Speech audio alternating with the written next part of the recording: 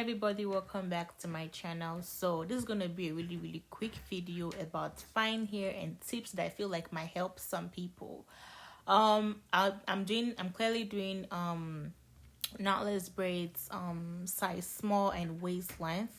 And one tip I would say when it comes to braiding fine hair is that make sure you're using a very good edge control, and if possible, try to make sure that your edge control don't have a lot of oil in it, because of when it does and you put it on your client's scalp or ready to braid, it could just melt easily, and even with that, it's gonna even get harder for you to even braid.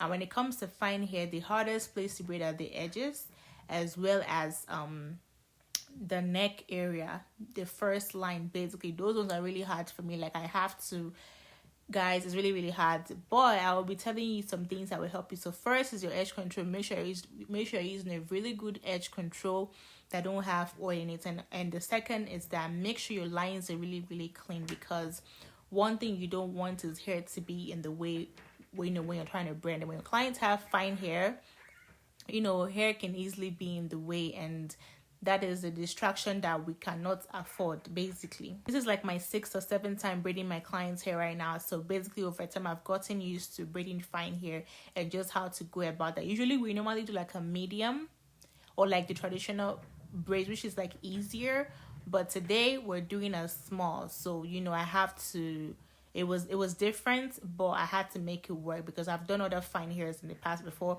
and they haven't had issue when it comes to unraveling or pulling or anything like that. And we're using the formation braiding hair, and I would say braiding hair also does matter. If you use a silky babe braiding hair, it might just be harder for you. You get what I mean? So you want to use something that has some type of kink. So expression is nice. Formation hair is nice. Ruler braiding hair is also nice, and that I use the formation braiding hair 30 inches for my clients. And as you are feeding it, especially at the root area, you want to start really tiny, really small, because you don't want to start with the thicker piece. So basically, if you already have a piece that you use for your regular small, try to divide it into 2 and then use it for your roots, for the neck area, because those ones are very delicate. But now I'm going to show you how I did the rest of them. So I already put my edge control, and I'm just going to start braiding. And it might feel like it's tight, but it's not really tight. But you kind of have to hold it very firm, because if you don't, then you might have issues of it unraveling, and then when it unravels, you have to start all over again, and then before you know it is already oily everywhere. And as you're feeding in, you want to hold it again really tight. As you are waiting to feed in your braids, you want to push that your 2 fingers or whatever like towards the root or the scalp of the client. So you want to hold that space really tight, and then you feed in, and then you braid, and then you keep holding, and don't stop holding until you are done feeding your client's hair.